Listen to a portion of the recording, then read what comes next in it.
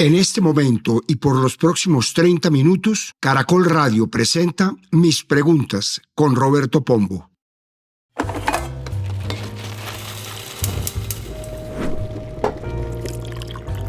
Soy Roberto Pombo. Bienvenidos a Mis Preguntas, un programa de Prisa Media patrocinado por CAFAM, una caja llena de oportunidades para trabajadores, empresarios y emprendedores. CAFAM, una caja llena. ¿Cuáles son los escenarios ante el triunfo de los tres principales candidatos presidenciales? Falta solo una semana para la primera vuelta presidencial. En este capítulo nos preguntamos, entre otras cosas, cómo sería la gobernabilidad de los tres candidatos punteros con el Congreso y las otras ramas del poder.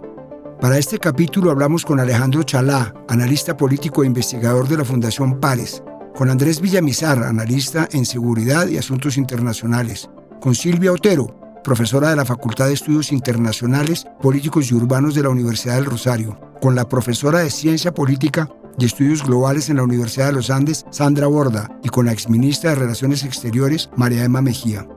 Soy Roberto Pombo y este es el capítulo 193 de Mis Preguntas. Bienvenidos. Entre tantos escándalos, enfermedades en cruceros, noticias de violencia, guerras, invasiones, hace poco fue noticia Joachim Clement, un estratega de una firma de inversión que usa un modelo matemático para predecir cuál será el equipo que gane el próximo Mundial de Fútbol. Para lograr esta predicción, Clement utilizó un modelo basado en variables cuantitativas que no tienen mucho que ver con los equipos de fútbol propiamente, sino con otros aspectos que parecen no tener mucho que ver, como el PBI, per cápita y población de cada país, el clima y el ranking FIFA de cada selección. Según explica el estratega, estas variables explican el 55% del éxito de una selección de fútbol, mientras que el 45% restante ya queda en manos del azar y lo impredecible del fútbol. De acuerdo con este modelo, que ya acertó en los mundiales de 2014, 2018 y 2022, en esta ocasión será Holanda la selección campeona. Me pareció tremendo dato. No el de que la selección va a ser campeona, según el modelo de predicción, sino el modelo en sí mismo, que haya podido predecir con éxito antes los campeones con datos que parecen no tener nada que ver con el rendimiento deportivo, que se supone es lo que saca a los equipos campeones. Me imagino que debe poder hacerse algo similar en otros campos como la economía o incluso la política. Será muy útil en este momento en que estamos en medio de una campaña presidencial sin cuartel en la que, como todos en primera vuelta, todos son adversarios de todos. Estas elecciones tienen a todos en el borde de la silla, expectantes por lo que va a pasar el 31 de mayo. Y como los humanos no soportamos la incertidumbre de no saber qué va a pasar, hemos intentado de todas las formas posibles tener pistas, atisbos de lo que nos va a traer el futuro. Por una parte, los más esotéricos buscan respuestas en las estrellas, en el horóscopo o en el tarot, como ya ha pasado antes que videntes se atreven a echarse al agua y anticipar sus predicciones. A pocos días de las elecciones presidenciales de Colombia, Alexandra Vidente vuelve a ratificar como presidente de Colombia al senador Iván Cepeda. Pero por fortuna, hay métodos un poco más precisos, o al menos más apegados al método científico, que nos ayudan a hacer predicciones, si no exactas, al menos muy cercanas o más cercanas a la realidad. Me refiero a las encuestas. Las más recientes coinciden en varios datos. Hay un pelotón de fuga compuesto por los candidatos Iván Cepeda del Pacto Histórico, que encabezan todas, seguido de Abelardo de la Espriella de Salvación Nacional y Paloma Valencia del Centro Democrático. Como dice el cliché que se repite cada tantos años en épocas electorales, las encuestas son fotos instantáneas que miden la intención de voto de un momento específico, pero son susceptibles de cambiar. Hoy quisiera proponerles un ejercicio, en este caso de prospectiva. A estas alturas, faltando una semana para la primera vuelta, hay varios escenarios. Y aunque sí, todo puede pasar y cualquiera de los 13 candidatos y candidatas que siguen en la carrera pueden llegar a la presidencia, por temas de tiempo y de probabilidad, voy a acotar el ejercicio a los 3 candidatos punteros. ¿Qué pasaría en el escenario en que gane Iván Cepeda, Abelardo de la Espriella o Paloma Valencia? Todo ejercicio de prospectiva tiene sus obstáculos. Nadie ha logrado adivinar el futuro con precisión y menos en un campo tan cambiante como la política. Pero hay factores del pasado y del presente que pueden ayudarnos a tener una idea de esos tres escenarios. Así que comencemos. Quien lidera las encuestas en el momento en el que grabo este capítulo es el candidato del Pacto Histórico, Iván Cepeda. La encuesta INVAMER para Caracol Televisión y Blue Radio del 26 de abril ubica al candidato oficialista como líder con el 44,3% de intención de voto. Es conocido, entre otras cosas, por ser uno de los principales facilitadores de los acuerdos de paz con las FARC, y así como fue una figura importante en el proceso de paz con las FARC, en 2016 también ha sido clave en lo que durante el gobierno del presidente Petro se conoce como la paz total, un conjunto de diálogos con todos los grupos armados ilegales del país. Sin embargo, lo que arrojan los datos de violencia de los últimos años es un saldo negativo. Las mesas de diálogo han ido y venido, varias se han roto, y los atentados contra la población civil, la estructura militar y el asesinato de un candidato presidencial, el senador Miguel Uribe Turbay, muestran que ha faltado voluntad de los grupos armados y más severidad por parte del gobierno. Las veces que el senador Cepeda ha atendido entrevistas y respondido preguntas sobre el tema, ha dicho, entre otras cosas, que las fuerzas militares nunca han ejercido control real en muchos de los territorios azotados por la violencia. Ha sido claro en que en un gobierno suyo habría una política de paz y explica el crecimiento de los grupos armados ilegales con la desigualdad creciente del país mientras las economías ilegales crecen a toda velocidad en los territorios. Y, desde su punto de vista, la solución está en resolver el desarrollo de esos territorios afectados por la violencia. Pero también ha dicho que en un gobierno suyo, aunque seguirá con los diálogos, hay unos no negociables: ataques a la población civil, asesinatos a líderes sociales, que no es una excusa que en los diálogos no se aborden los problemas estructurales para que no haya resultados. Es posible pensar en un escenario en el que se llegue al fin del conflicto con todos los grupos armados a través de acuerdos de paz.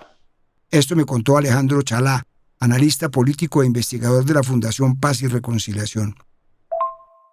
Este primer escenario en el que se pueda llegar a consolidar procesos de paz con todos los grupos armados, pues es un ideal, ¿no? Es más como una tipología ideal con la cual se trata de organizar un poco la incertidumbre que implica negociar con muchos actores en un escenario de conflicto que es totalmente diferente al de hace 10 años o 20 años, en el que ha sucedido una atomización, una localización y regionalización del conflicto, y en el que cada uno de estos territorios en los que se ha enclavado este conflicto armado pues tiende a ser muy distinto entre sí. Claramente, como tipo ideal, funciona en el sentido de que busca generar una orientación de política nacional frente a qué hacer frente a grupos armados en un escenario en el cual de alguna u otra forma la idea no es una opción, la salida totalmente militar, sino precisamente la salida negociada y dialogada, pero claramente en el que quizás no se tiene en cuenta o se omiten de alguna u otra forma estas particularidades y especificidades de cada actor armado, cada comunidad que precisamente termina siendo afectada por cada actor armado, la especificidad del territorio y de las dinámicas de producción y distribución de economías ilegales en la misma. Creo que por ello, pues claramente no es posible por ahora pensar en la posibilidad de una solución total al conflicto con todos los grupos armados que en esos momentos existen en el país. Por su parte, Abelardo de la Espriella llega con una promesa de mano dura y ha dicho que en un gobierno suyo no habrá paz total, y en su plan de gobierno asegura que va a dirigir una ofensiva directa contra los cabecillas de las disidencias, especialmente a alias Calarcá y alias Iván Mordisco, que no va a haber espacio para treguas ni negociaciones y le da prioridad al uso de las armas. De hecho, de la Espriella va más allá. De una entrevista se refirió a una ciudadanía armada, es decir, promete el porte legal de armas para civiles. Pero además promete otras acciones de seguridad como la fumigación con glifosato y lo que sería un Plan Colombia 2.0. Otra de las propuestas polémicas y que al mismo tiempo le ha traído votos es la de la construcción de un modelo de seguridad como la de El Salvador de Bukele, de construir megacárceles, y que ha traído una crisis de derechos humanos al violar el debido proceso de miles de personas capturadas solo por su apariencia. La senadora Valencia también ha sido crítica de la paz total y su propuesta de seguridad, aunque con matices, no dista mucho de la de Abelardo de la Espriella. Ella es la candidata del Centro Democrático, heredera de las banderas de las políticas del expresidente Álvaro Uribe, lo que significa que muchas de las propuestas en temas de seguridad son las de la seguridad democrática. Incluso, en un acto de campaña, aseguró que le propondría al expresidente ser ministro de Defensa. Sus propuestas de seguridad también se basan en mano dura contra los grupos armados y en terminar los diálogos de paz que hoy se adelantan en el país. Y a diferencia de la Espriella, que propone eliminar la JEP, la senadora Valencia propone una reforma del tribunal. El International Crisis Group, en un análisis de las propuestas de seguridad de los candidatos, aseguró que acabar con los diálogos de paz de tajo casi con seguridad provocaría un repunte de la violencia a corto plazo. ¿Qué le esperaría al país en materia de seguridad si se acaban los diálogos con los grupos armados? Escuchemos el análisis de Andrés Villamizar, analista en seguridad y asuntos internacionales. Si se acabaran los diálogos, el país no necesariamente entra en una guerra generalizada, pero sí tendría que prepararse para una fase más dura de confrontación con grupos que hoy combinan violencia, narcotráfico, minería ilegal, extorsión y control territorial. El riesgo principal sería un aumento de ataques contra la fuerza pública, presión sobre comunidades rurales, asesinatos selectivos y disputas entre estructuras armadas por economías ilegales. Pero también hay que decir algo. Terminar los diálogos no puede significar improvisar una política de seguridad puramente reactiva. El Estado tendría que recuperar la iniciativa. Y eso implica inteligencia, operaciones focalizadas contra mandos y finanzas criminales, protección real a la población civil, presencia institucional en territorio y una estrategia clara para diferenciar entre grupos con agenda política residual y organizaciones puramente criminales. En resumen, si no hay diálogo, debe haber estrategia. Y si hay diálogo, también debe haber estrategia. Lo que no puede haber es negociación sin presión, ni presión sin propósito político. Hace 4 años, en las elecciones legislativas y presidenciales, la izquierda y varios partidos alternativos o progresistas, dentro de lo que se pueden incluir, por ejemplo, Alianza Verde, lograron poner presidente y por primera vez en la historia una mayoría en el Congreso. En el Senado, el Pacto Histórico logró 20 curules y la Alianza Verde, que en ese momento parecía ser de gobierno, 14 curules. En Cámara, el partido de gobierno obtuvo 25 curules y la Alianza Verde 11. Además, el gobierno logró el apoyo de congresistas de otras colectividades, como el Partido Liberal, y de las curules de Paz, y las que en ese momento tenía comunes, partido de la extinta FARC. Pero a pesar de tener un número importante de congresistas a su favor, el gobierno del presidente Petro tuvo bastantes problemas con la rama legislativa y varias de sus iniciativas, proyectos de ley y reformas se estancaron en el Congreso, lo que lo llevó a tener un periodo presidencial lleno de disputas con la rama legislativa, a quienes acusó de bloquearlo y de un golpe blando.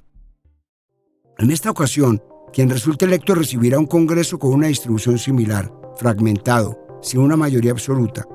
Esta vez, el pacto logró 5 curules más en el Senado, 25, y el Centro Democrático está en segundo lugar con 17. Para alcanzar mayoría simple se requieren 52 curules, por lo que ningún sector político tiene control total y va a depender de alianzas. Pero miremos escenario por escenario. El caso de la senadora Valencia quizás es el más claro. Aunque su partido no tiene mayorías por sí solo, sí puede contar con el apoyo de otros movimientos políticos afines. Por ejemplo, el Partido Conservador cuenta con 10 curules en el Senado y el Liberal, que tiene 13 senadores. Pero además, hay otros partidos que son afines a su proyecto, aunque por ahora apoyen al candidato de la Espriella o se consideren independientes, como Salvación Nacional, el partido de la U, Cambio Radical, que juntos suman unos 20 senadores, un número que puede definir la aprobación de proyectos de ley. Pero eso no quita que, del otro lado, tenga una oposición fuerte, no solo de parte del Pacto Histórico, que ya de por sí es una fuerza grande, sino de otros sectores como la Alianza Verde, Dignidad y Compromiso, el movimiento de Fajardo y Jorge Enrique Robledo, y un sector del Partido Liberal. Busqué a Silvia Otero Bahamón, profesora de la Facultad de Estudios Internacionales, Políticos y Urbanos de la Universidad del Rosario, y le pregunté, ¿qué panorama es posible en términos de gobernabilidad de un hipotético gobierno de la candidata Paloma Valencia? En Colombia los ejecutivos no han tenido dificultades grandes a la hora de establecer mayorías legislativas. Incluso el gobierno del Pacto Histórico, el gobierno de izquierda, no tuvo problemas en consolidar una mayoría para aprobar una serie de reformas. Por consiguiente, la senadora Paloma Valencia, si ella logra ser la ganadora de la contienda presidencial con su partido, que ya le ofrece un número bastante razonable de senadores y de representantes a la Cámara para aprobar sus proyectos de ley, va a poder seguramente consolidar una mayoría con congresistas de partidos políticos ideológicamente afines y de otros que de pronto no sean tan afines, pero con los que igual se pueda negociar. Y ese ha sido el funcionamiento del Congreso en las últimas décadas y seguirá siendo así. Por consiguiente, no importa quién gane, el que gane seguramente va a poder consolidar mayorías legislativas. En el caso del senador Cepeda, el panorama no es diferente en el legislativo. Su partido es mayoría, aunque no alcanza a ser absoluta, y puede tener apoyo de otros sectores cercanos en ciertos temas, como la Alianza Verde y algunos sectores del liberalismo, y debe salir a buscar alianzas si quiere que sus iniciativas tengan buen curso en el Congreso. Sin embargo, más allá del legislativo, el antecedente del gobierno del presidente Petro deja una relación maltrecha con las otras ramas. Los casi 4 años del gobierno han pasado en medio de debates, peleas y acusaciones, no solo con los legisladores, sino también con la rama judicial, a quienes ha acusado de tomar decisiones con intereses políticos. Esto ha llevado a que desde hace un buen tiempo el presidente Petro comenzara un proceso para una asamblea constituyente. Y aunque el senador Cepeda haya dicho que en su campaña no apoyan una constituyente sino un diálogo nacional, no descarta que de no funcionar un acuerdo con todos los sectores, la constituyente sea un camino.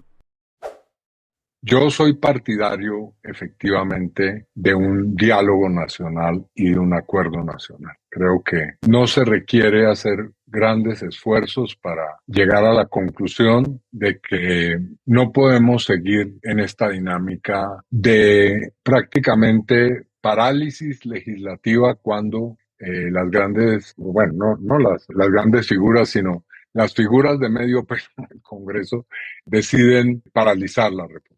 El que tiene un panorama más difícil es el candidato de la Espriella. Su programa de gobierno pretende varias reformas importantes, como la reducción del Estado en un 40%, y eso requiere mayorías en el Congreso. Y ahí tiene un problema. El Movimiento de Salvación Nacional, que avaló su candidatura, a duras penas pudo mantener el umbral para no desaparecer y en las pasadas elecciones legislativas logró 4 curules en el Senado. Sin embargo, al igual que la senadora Valencia, no es descabellado que pueda encontrar respaldo en otros partidos afines, como el mismo Centro Democrático, el Partido Conservador y Cambio Radical. Y más allá de los apoyos legislativos, de la Espriella recibió hace poco el respaldo de uno de los poderes políticos más importantes en la costa caribe, el del Clan Char. Pero con Abelardo de la Espriella hay un problema en este sentido, el de la gobernabilidad, y es el de ser un outsider o forastero político. Eso en sí mismo es una contradicción, porque crear puentes con el establecimiento y con los partidos tradicionales quizá no sea tan sencillo. ¿Cómo puede afectar la gobernabilidad del país que un presidente no tenga respaldo ni legisladores de su partido en el Congreso? Este es el análisis de la profesora Silvia Otero. A diferencia de Iván Cepeda o de Paloma Valencia, Abelardo de la Espriella llegaría al Congreso con un menor número de legisladores. No obstante, hay suficientes razones, dado el funcionamiento del Congreso de las últimas décadas, que sugieren que él podría también consolidar una mayoría legislativa, seguramente con el favor de congresistas de Cambio Radical, del Centro Democrático y del Partido Conservador, que serían los más ideológicamente afines. Por consiguiente, pues no hay razones para pensar que sea imposible lograr esto. Estas mayorías legislativas siempre se han consolidado en Colombia a través de procesos de negociación programática y de negociación del aparato burocrático del Estado. Y esto no es único de Colombia, es normal de todas las democracias que estas negociaciones impliquen la llegada de personas de esas agrupaciones y de esos partidos a los ministerios y a otras oficinas y agencias del Estado, y a través de ese acceso a los cargos estatales se van consolidando esas mayorías legislativas. No hay ninguna razón para pensar que por muy outsider y por muy ajeno a la clase política que se quiera mostrar, Abelardo de la Espriella no vaya a tener exactamente el mismo tipo de trabajo y de negociación con el legislativo como lo han tenido todos los presidentes en Colombia en las últimas décadas. Otro de los temas coyunturales son las relaciones internacionales. El mundo atraviesa un momento tenso en el que Estados Unidos, dirigido por Donald Trump, comenzó una guerra comercial con medio planeta, impuso aranceles a países que considera adversarios, capturó al presidente de Venezuela, comenzó una guerra contra Irán. Mientras tanto, en Latinoamérica hay un giro a la derecha. En Argentina, Ecuador, con el que hay tensiones actualmente, El Salvador y Chile, hay gobiernos que se alinean con las políticas de Estados Unidos. Para un sector político hay preocupación por la reacción del presidente Trump y su gobierno contra una eventual presidencia del candidato Iván Cepeda. Ya es evidente que el gobierno del presidente Trump puede tomar represalias serias contra países y gobiernos que no son de su agrado. O si no, pregúntenle a Maduro. En este sentido, ¿qué podríamos esperar de las relaciones internacionales de un hipotético gobierno del candidato Cepeda? Busqué a la profesora de Ciencia Política y Estudios Globales en la Universidad de los Andes, Sandra Borda, para que me contara su análisis. En el caso de una eventual presidencia de Iván Cepeda, creo que la orientación que sería dada a la política exterior durante la administración Petro se mantendría. Creo que es una orientación que busca crear más márgenes de autonomía frente a Estados Unidos, que busca establecer relaciones con los países del sur global con más contundencia, que busca además acercarse a América Latina, aunque es un contexto tremendamente difícil y nunca se logre mucho allí tampoco en el corto plazo. En lo que creo que habría un cambio sustancial, y esto es tal vez más una especulación que una certeza, pero tengo la impresión de que el estilo, la forma de adelantar la política exterior de Cepeda sería sustancialmente distinta por cuestiones de personalidad y de aproximación al servicio público. Tengo la impresión de que el candidato Cepeda no sería el tipo de persona que gobernaría solo con un celular y a punta de tweets en materia de política exterior, sino que siento que su aproximación será tal vez un poco más institucional, con una disciplina en el mensaje y en la comunicación internacional mucho más estricta, y ojalá, y esto sí tal vez sea pensar con el deseo, con una forma de entender la política exterior que pase mucho más por la profesionalización del servicio diplomático y por aumentar el papel de los expertos del Ministerio de Relaciones Exteriores en el proceso de toma de decisiones. Del otro lado están dos candidatos afines al gobierno del presidente Trump. Incluso el candidato de la Espriella ha donado dinero a las campañas de Trump y el Partido Republicano. Pero sucede que aunque Estados Unidos es uno de los socios más importantes de Colombia, no es el único. Además de los países fronterizos con los que tenemos ya viejas relaciones, como Venezuela, Ecuador y Brasil, en este gobierno también se han abierto las puertas y lazos con otras naciones como China, y pasamos a integrar lo que se conoce como la Ruta de la Seda, que amplió la cooperación comercial con el gigante asiático. Y durante este gobierno también se aceleró el proceso para que Colombia entre a lo que se conoce como los BRICS, una alianza política y económica de países de economías emergentes como Brasil, Rusia, India, China y Sudáfrica, que buscan hacerle contrapeso al poder de Estados Unidos. Mientras tanto, De la Espriella promete firmar un acuerdo militar con Estados Unidos para combatir el narcotráfico, restablecer relaciones con Israel y construir un bloque regional con Argentina, El Salvador, Paraguay y Colombia para frenar el avance de regímenes contrarios a la libre empresa. Una eventual presidencia de la Espriella se traduciría en nuevas tensiones con países vecinos como Venezuela. Le trasladé la inquietud a la ex representante de Colombia ante Naciones Unidas y exministra de Relaciones Exteriores, María Emma Mejía.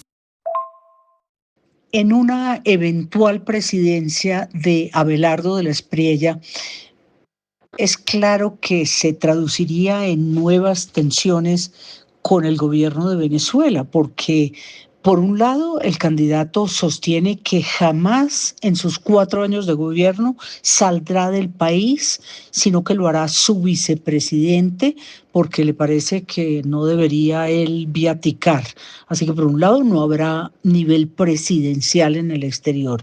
Y segundo, él quiere reconstruir las relaciones exteriores y afirma que jamás se sentará con la presidenta interina de Venezuela, Delcy Rodríguez. A sus miembros del gobierno, del alto gobierno, los llama los malandros, y que todo esto se manejará a través de la Secretaría de Estado de los Estados Unidos. El problema es que es precisamente el gobierno de Donald Trump el que maneja las relaciones y maneja el país que está subordinado, Delcy Rodríguez y su gobierno, a la Secretaría de Estado de los Estados Unidos. Ahí va a ser un tema difícil, evidentemente.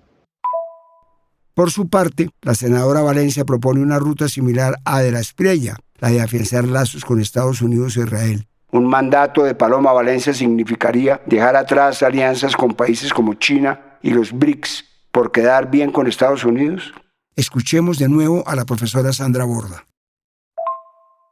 En el caso de Paloma Valencia, como en el caso de Iván Cepeda y en el caso de Abelardo de la Espriella, creo que también habría un componente ideológico fuerte en el relacionamiento internacional de Colombia, tal vez un poco menos fuerte que en los dos anteriores, pero igual presente allí. El Centro Democrático tiene una relación muy fuerte con una parte del Partido Republicano, particularmente está la más mainstream, llamémosla, del Partido Republicano, que representan el gobierno Marco Rubio, y eso haría que regresemos al esquema de privilegiar la relación con Estados Unidos por encima de cualquier otra cosa. Si eso implica un alejamiento de otras iniciativas en las que esté presente China, no estoy tan segura. Iván Duque, por ejemplo, tuvo una relación muy estrecha con Estados Unidos y, sin embargo, sin tanta grandilocuencia y sin tantos anuncios en medios de comunicación, también profundizó la relación comercial y de inversión con China. Entonces, estas cosas no necesariamente entran en contradicción, dependen mucho de la forma en la que se presenten y de la forma en la que se adelante diplomacia, de los canales que se escojan. Yo creo que todavía estamos en un mundo, a pesar de la tensión geopolítica entre esos dos grandes países, China y Estados Unidos, en los que todavía se puede construir una política exterior autónoma sin necesidad de unos alineamientos tan profundos y tan irrestrictos como los del pasado, pero va a depender mucho de quiénes sean las personas que se encarguen de eso en su gobierno, cosa de la que no tenemos señas hasta este momento, en la medida que, digamos, ella, su copartidario Oviedo y mucha de la gente que la rodea son personas que no tienen experiencia en estos temas. Entonces creo que ahí hay un espacio para la definición todavía grande. Es imposible leer el futuro. Estamos ante 3 posibles escenarios, aunque ninguno tiene el camino libre y deberá llegar a acuerdos y alianzas para sacar adelante sus agendas. Solo queda esperar que quien sea elegido tenga la capacidad de unir al país. Soy Roberto Pombo y este fue el capítulo 193 de Mis Preguntas. Nos vemos en el próximo capítulo. A partir de este momento, este capítulo de Mis Preguntas queda disponible en todas las plataformas de podcast. Este episodio fue posible gracias a CAFAM, aliado estratégico en el crecimiento de más de 40.000 empresas en Colombia.